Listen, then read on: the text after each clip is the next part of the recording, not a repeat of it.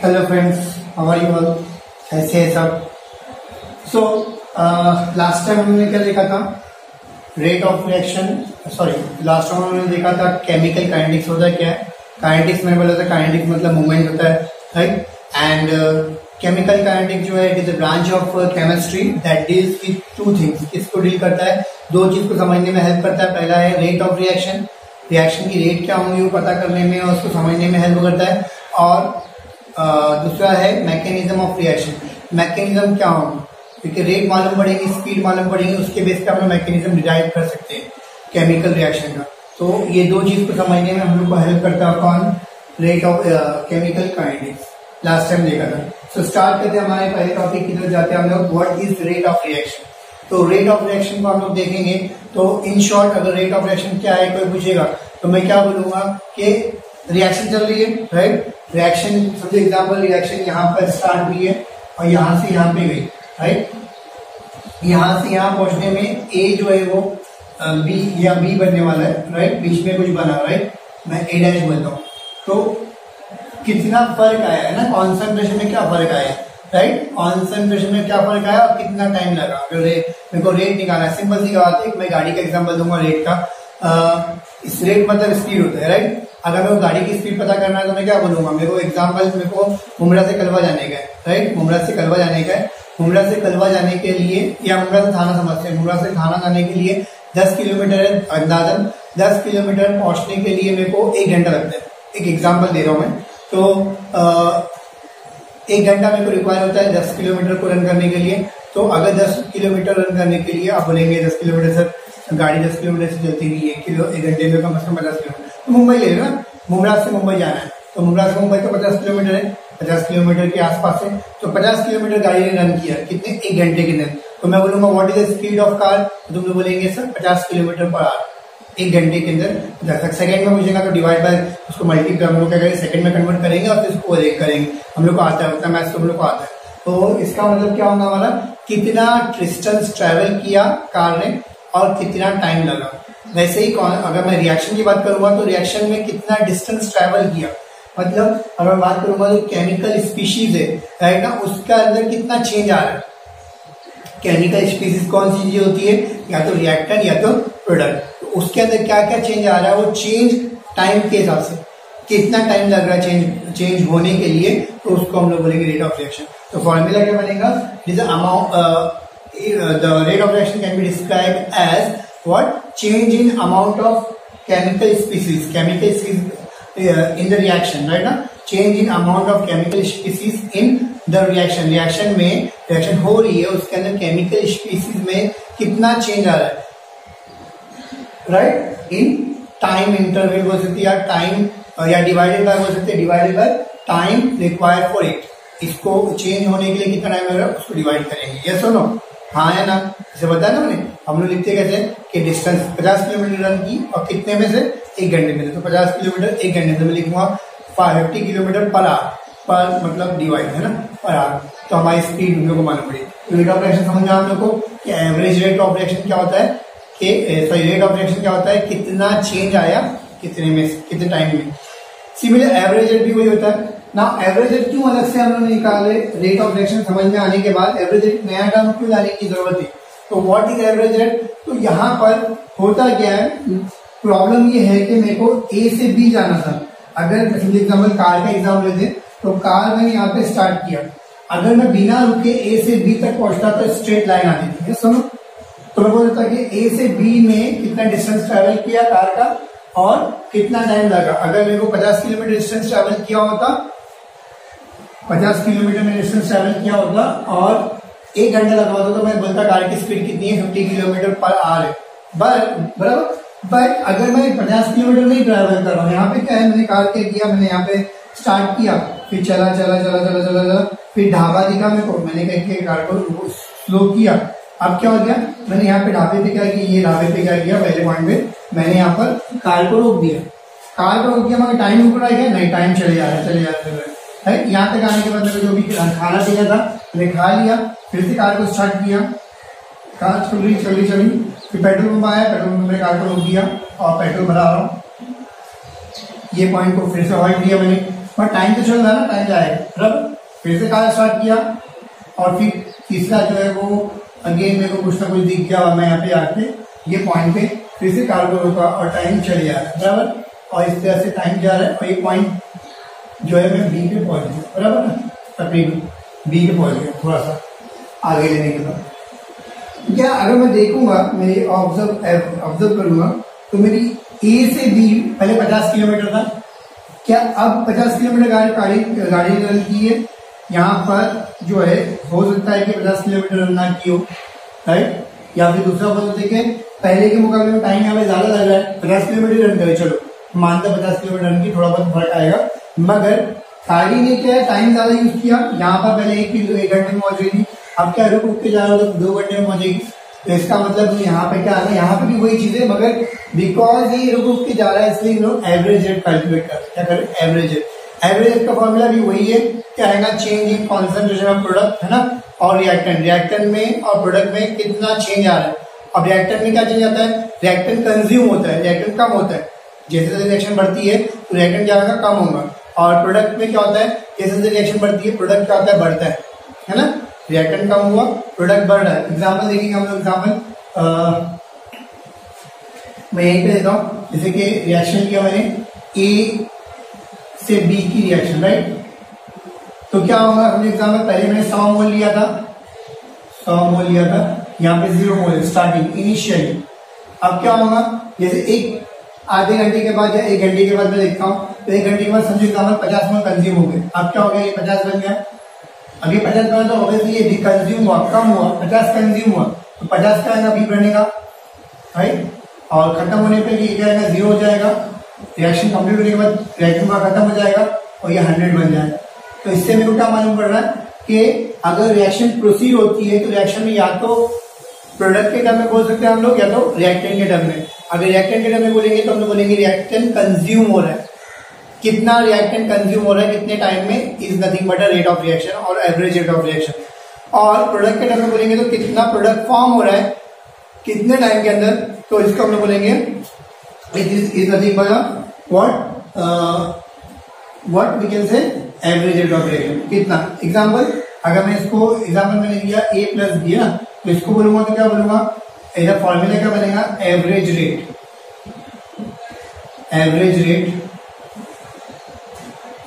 Of consumption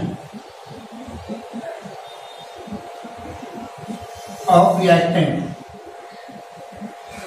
reactant का consumption करने का एवरेज रेट कितना आएगा, माइनस कंज्यूम हो रहा है तो माइनस आएगा। और क्या बोलेंगे, चेंज मतलब चेंज आ रहा है इसमें, तो डेल्टा से नोट करते हैं हम लोग। और कॉन्सेंट्रेशन में चेंज आ रहा है मतलब सी ब्रैकेट स्क्वायर ब्रैकेट से दिखाते हैं हम लोग कॉन्सेंट्रेशन को। और ए डिवाइड बाय टाइम इंटरवल, कितना टाइम लग रहा है, टाइम में चेंज आ रहा है, चेंज लिखा मैंने, और टी। तो ये हो गया average rate of consumption of reactant. Similarly अगर मैं प्रोडक्ट के टर्म में बात करता हूँ तो क्या बोलूंगा, average rate of formation of B बोलता हूं तो आप प्रोडक्ट लिख लेना, प्रोडक्ट फॉर्मेशन ऑफ प्रोडक्ट लिखता हूं, ठीक है। तो प्रोडक्ट का फॉर्मेशन करेंगे तो कितना हो जाएगा, ये माइनस, बोलो माइनस प्लस ना, फॉर्म हो रहा है, इसका मतलब क्या आएगा, हम लोग प्लस करेंगे, ऐड हो रहा है तो ऐड प्लस चेंज, पहले डेल्टा दिखाया हम लोगों ने, कॉन्सेंट्रेशन में चेंज आ रहा है तो कॉन्सेंट्रेशन दिखाया, इसका बी के कॉन्सेंट्रेशन में चेंज आ रहा है और बढ़ रहा है इसलिए प्रोडक्ट बढ़ता दिखाया और डेल्टा टी। बहुत सिंपल है, ठीक है। कोई डाउट है किसी को, right. Therefore rate of average rate of reaction क्या रहेगा, average rate of full reaction, rate of reaction क्या रहेगा, हम लोग दोनों के टर्म में बोल सकते हैं। तो लिखता हूं मैं delta A upon delta T is equal to plus delta B concentration divide by, ठीक है, दोनों के टर्म में बता सकते, समझा। कोई डाउट है, ये ग्राफ क्या शो कर रहा है, ग्राफ वही दिखा रहा है, मैंने बताया था कि समझो एग्जांपल मेरा ये प्रोडक्ट है और ये क्या है, रिएक्टेंट है।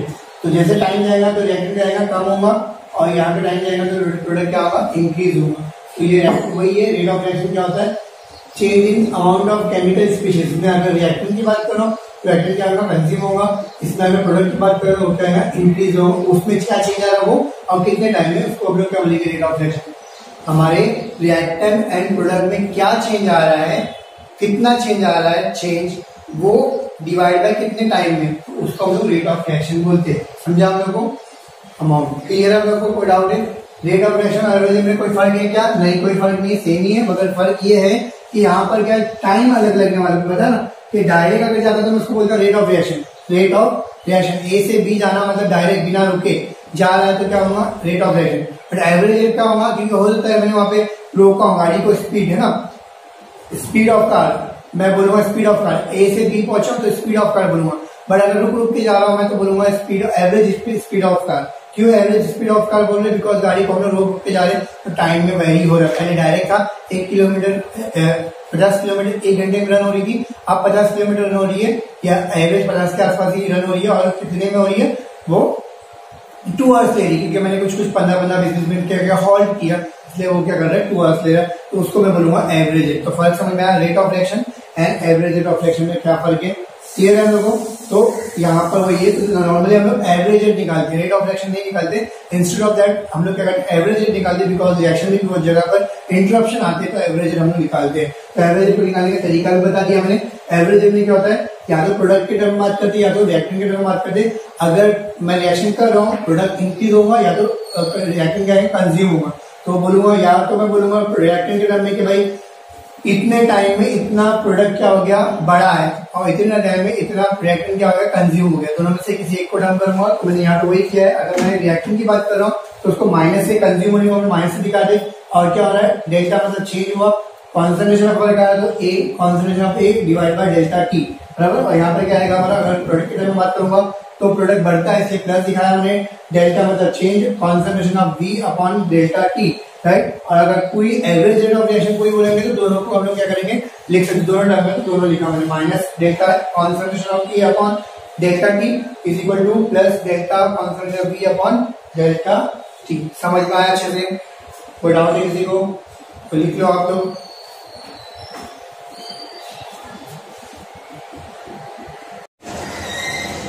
ओके स्टूडेंट्स, सो ये लास्ट टॉपिक हम लोग करके रुकेंगे।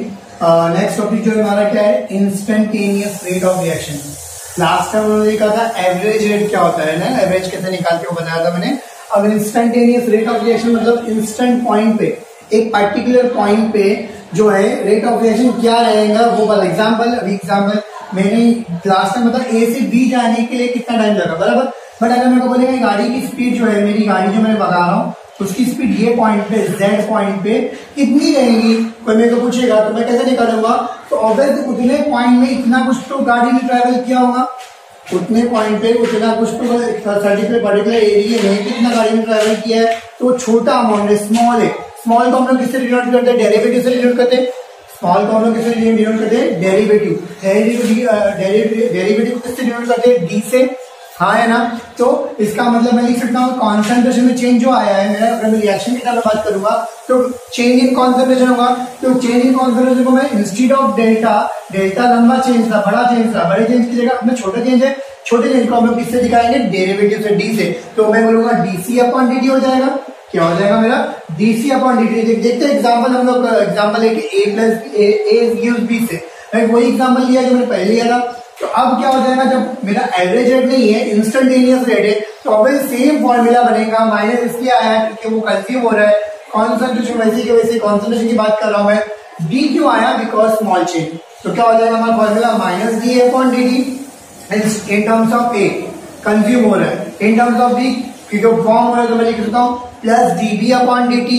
देखो डीबी जो है plus DB upon D T बोलूंगा, DB concentration of DB upon D T, right. तो देयरफॉर ये डीबी हो गया। देयरफॉर मैं अगर एवरेज रेट लिखूंगा तो क्या लिखूंगा, एवरेज रेट लिखूंगा minus D A upon D T plus DB upon D T, दोनों टर्म्स में बात करूंगा, ठीक है। ये हो गया हमारा एवरेज रेट। अब एक एग्जाम्पल लेते हैं हम लोग। एक्चुअल में हम लोग जब रिएक्शन सॉल्व करते हैं तो उसको मल्टीप्लाई करते हैं, जितना मोल है उसको डिवाइड करते हैं, मतलब एक्चुअल में 3 मोल तो 1/3 से डिवाइड करेंगे। ये क्यों किए वो समझाने के लिए तुमको मैं बता रहा हूँ, बुक में नहीं है, मैं आपको एग्जाम्पल देकर समझा रहा हूँ, समझने की कोशिश करो। जब फॉर्मूला यूज करते, फॉर्मूला सॉल्व करते तो हम लोग को चाहे वो इंस्टेंटेनियस रेट पूछा हो या फिर एवरेज रेट पूछा हो, दोनों टर्म में हम लोग क्या करेंगे, हम लोग उसको जब क्या करेंगे, इक्वेट करेंगे, तो इक्वेट करने के लिए हम लोग को 1/3 1/1 ये टर्म लगाना पड़ेगा। 1 बाय क्या है, जितना मोल है उसको 1 बाय करना है, स्ट्रेट फॉरवर्ड। तुमको याद रखने की जरूरत है, मतलब ये नहीं करेंगे, नहीं समझ में आएगा कोई प्रॉब्लम नहीं, वैसे समझा दूंगा, बट नहीं समझ में आएगा तो लेट इट बी, बिकॉज ये इतना इंपॉर्टेंट नहीं है, ये पूछता नहीं कि कैसे आया। हम लोग सिर्फ याद रखना है कि हम लोग जो फॉर्मूला में जब हम लोग रेट ऑफ रिएक्शन को इक्वेट करेंगे, जब इसका concentration of reactant and product के में बात करेंगे, इक्वेट फॉर्मूला ऐसा जैसे यहाँ पे लिखा हूं वैसे लिखेगा, तो 1/1 1/3 1/2 मतलब जितना मोल है उसको डिवाइड करेंगे। क्लियर है लोगों? तो ये मोल क्या है, कैसे क्यों लगाया, मैं वो बताने की कोशिश कर रहा हूँ, देख लो आप। फिर इसके बाद अगली बार यही चीज लेकर हम न्यूमेरिकल करेंगे अगले लेक्चर में। तो स्टार्ट करते हैं, यहाँ पर क्या है, मैं कंसीडर करता हूँ कि एट टाइम 0 मतलब इनिशियल में, इनिशियल में ये रिएक्टेंट कितना रहेगा, एक्स कंसीडर किया, एक्स प्रोडक्ट कितना है, सॉरी रिएक्टेंट बी कितना है, जो H2 है, हाइड्रोजन कितना है वो 5, और यहाँ पर अमोनिया कितना बना, उस टाइम पे Z बना, या फिर कुछ भी नहीं था, कुछ भी नहीं मतलब 0 होगा, मगर 0 मैंने XYZ रख दिया, XYZ बराबर इनिशियली। अगर मैंने ये कंसीडर किया तो ऑब्वियसली जब प्रोडक्ट टाइम टी पे, एक टाइम टी आएगा जब मेरी रिएक्शन टी के बाद के मेरे को पता करना है कि एवरेज रेट कितना हुआ है, तो वो टाइम टी पे समझो एग्जाम्पल कितना है, इनिशियली कितना है, हम लोग क्या करते हैं, टाइम टी पे अगर निकालना है तो क्या करूंगा, x-1 मतलब समझो एग्जाम्पल टाइम टी पे रिएक्शन कंप्लीट हो गई, टाइम टी पे रिएक्शन कंप्लीट हो गई, तो उसका मतलब ये प्रोडक्ट, ये जो रिएक्टेंट है नाइट्रोजन है वो पूरा कंज्यूम हो गया, कितना मोल है, 1 मोल है, तो इसका मतलब x इनिशियल था। इस एग्जाम्पल मेरे पास जो है 10 किलो नहीं 10 किलो मैंने 10 ग्राम जो मैंने कुछ चीज लिया था, अब टाइम टी पे वो कितना बचा, वो बचा है वो बचा सिर्फ 2 ग्राम, टाइम टी पे कितना बचा है 2 ग्राम, तो मेरे को बोलेंगे कितना टाइम कितना बचा है, कि कितना है, 2 ग्राम बचा है ना। क्लियर है हम लोग को?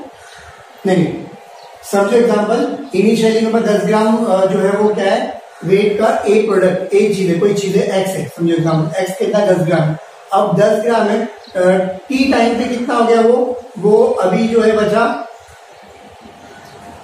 2 ग्राम बचा है, तो कितना कंज्यूम हुआ, कैसे फाइंड करूंगा, 10 - 2 है ना, 10 - 2 कितना कंज्यूम हुआ।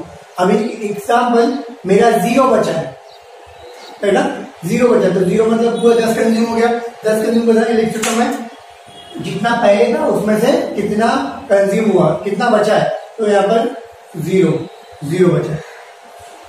नहीं समझा? देखो एग्जाम्पल में बोलूंगा x-1 राइट ना,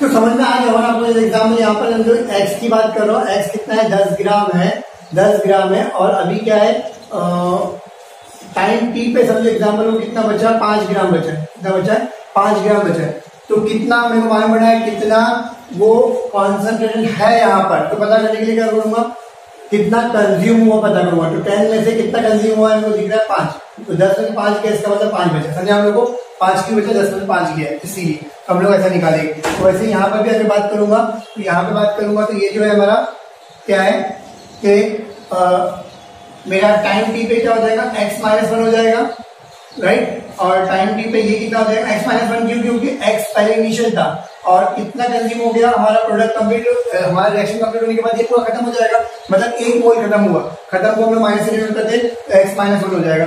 सिमिलरली y का कितना है, y पहले इनिशियल वाले तो y था, बट रिएक्शन कंप्लीट होने के बाद कितना हो गया, 3 मोल कंज्यूम हो गया, तो y - 3 हो जाएगा, और यहाँ पर क्या हो जाएगा, z इनिशियल था, तो हमारा क्या है, z जो है हमारा इनिशियल मोल है, और इसमें से 2 मोल जो है कंज्यूम हो गए, है ना, कंज्यूम नहीं तो बने, तो बनने को हम लोग क्या कहते हैं, प्लस से डिनोट करते, तो हमारा फॉर्मूला क्या बन जाएगा, z प्लस क्या हो जाएगा, 2 बन जाएगा। तो इसलिए मैं बोलता हूँ टाइम टी पे क्या होगा, ये कितना है, x में से 1 चले गया तो खत्म हो गया, x में से 3 खत्म हो गया, और ये क्या 2 फॉर्म हुआ, z जो था उसमें ऐड हुआ, समझा हम लोगों को। तो यही है हम लोगों को। अब अगर एवरेज जब निकालेंगे तो हम लोग क्या लिखेंगे, अगर मैं निकालूंगा तो मेरा क्या फॉर्मूला है, इसको छोड़ दो फिलहाल के लिए, ये कैसा है वही बताने की कोशिश कर रहा हूं मैं, तो वही कैसा है बता रहा हूँ। यहाँ पर ये छोड़ दो, मेरा हम लोग डेल्टा n2 निकालते हैं, डेल्टा मतलब change initial minus final, final minus initial ना, फाइनल कितना है x माइनस 1 माइनस है, इसको सॉल्व करेंगे तो x कैंसिल हो जाएगा, तो हमारा आंसर क्या आएगा माइनस, राइट, ये माइनस 1 हो जाएगा, तो माइनस ये तो 1/t बराबर है, 1/t है, राइट, इसको ही समझ में आएगा, ये छोड़ दो, ये 1/t है, 1 को हटाने का तो 1 से डिवाइड कर लेंगे। सिमिलरली इक्वेट करना, तीनों का सेम करना है मेरे को, 1/t आ चुका। यहाँ पर माइनस, अगर इसकी बात करूंगा तो क्या होगा, देखो ये माइनस वैसे वैसे डेल्टा चेंज मतलब फाइनल माइनस इनिशियल, फाइनल कितना है y माइनस 3, फाइनल कितना है y माइनस 3 और इनिशियल माइनस क्यों लगा है क्योंकि चेंज की बात कर रहे हैं, और इनिशियल कितना है y, तो y माइनस 3y, इसको सॉल्व करेंगे y कैंसिल हो जाएगा, हमारा क्या बचेगा, ये भी माइनस क्या हो जाएगा 3/t हो जाएगा मल्टीप्लाई बाय 1/3, राइट ना, क्योंकि मेरे को उसको 1/3 करना है तो मैं क्या करूंगा 3 से डिवाइड करूंगा, कैंसिल हो जाएगा, समझा लोगों, इसलिए 1/3 से मल्टीप्लाई के ताकि वो डिवाइड हो जाए, सेम होना चाहिए, इक्वेट कर रहे हैं ना, इक्वेट दिखा रहे, तो इसीलिए हम लोग सेम होना चाहिए। सिमिलरली यहाँ पर भी क्या देखो हम लोग को फाइनल माइनस इनिशियल, फाइनल कितना z/+2 है, माइनस इनिशियल कितना z है, z कैंसिल हो जाएगा, यस और माइनस प्लस कैंसिल हो जाएगा, 2/3 आया, ये प्लस 2/3 है और प्लस 2/3 2 को हटा के इनको 1/t तीनों को इक्वेट करना, 1/3 करना है, इसलिए 1/2 से मैंने क्या किया मल्टीप्लाई किया, 2 कैंसिल हो जाएगा, हमारा क्या बचेगा 1/t बचेगा, समझा हम लोग को, इसीलिए ये टर्म्स हम लोग ने मल्टीप्लाई किया 1/3 ताकि इक्वेट हो सके, समझा हम लोग को, कोई डाउट है किसी को, तो इसीलिए ये इक्वेशन में जब भी हम लोग इक्वेट करेंगे तो हम लोग जितना मोल है उससे डिवाइड करना हो, समझा हम लोग को, या फिर 1 उतने मोल से मल्टीप्लाई कर दो, कोई मतलब हो, क्लियर है हम लोगों को। तो ये नहीं भी समझा कैसा है वो छोड़ दो, हम लोग जब भी हम लोग डिवाइड करेंगे दिमाग में रखो, जितना मोल है उससे उसको 1 उतने मोल को डिवाइड करेंगे, प्लस करेंगे, सॉरी मल्टीप्लाई करेंगे, जैसे एग्जाम्पल यहाँ पे 3 है तो क्या करूंगा मैं, इसको जब लिखूंगा तो मल्टीप्लाई बाय 1/3 से मल्टीप्लाई किया, इसमें मल्टीप्लाई बाय 1/2 से मल्टीप्लाई किया, समझा हम लोग को, और सामने प्लस सिंबल कब आएगा, माइनस कब आएगा समझना, जब कंज्यूम हो रहा है तो हम लोग माइनस दिखाएंगे, जब बन रहा है तो क्या आएगा प्लस दिखाएंगे, ठीक है। तो यहाँ पे हम लोग रुक जाते हैं, नेक्स्ट टाइम यही फॉर्मूला यूज करके हम लोग क्या करेंगे, हम लोग न्यूमेरिकल करेंगे, राइट, इसके बेस पे और फिर आगे बढ़ेंगे, रेट लॉ वगैरह या रेट ऑर्डर ऑफ रिएक्शन वगैरह लिखेंगे, तो रुक जाते हैं, ठीक है। मेरे चैनल अगर अच्छा लगता है तो प्लीज उसको सब्सक्राइब करो, शेयर करो, लाइक करो, ठीक है। और कोई भी डाउट है आप मुझे व्हाट्सएप कर सकते हो, आप मुझे कमेंट बॉक्स में पूछ सकते हो सकता है कि कहीं कहीं यहाँ पे कंफ्यूजन क्रिएट होगा, बट एक बार आप गो थ्रू करेंगे तो आपको समझ में आ जाएगा, नहीं आया तो आप मेरे को पर्सनली या फिर कमेंट बॉक्स में पूछ सकते हो, तो मैं आपको बताऊंगा कैसे है, या फिर वापस से एक बार हम लोग दूसरा वीडियो बनाएंगे, ठीक है। Thank you.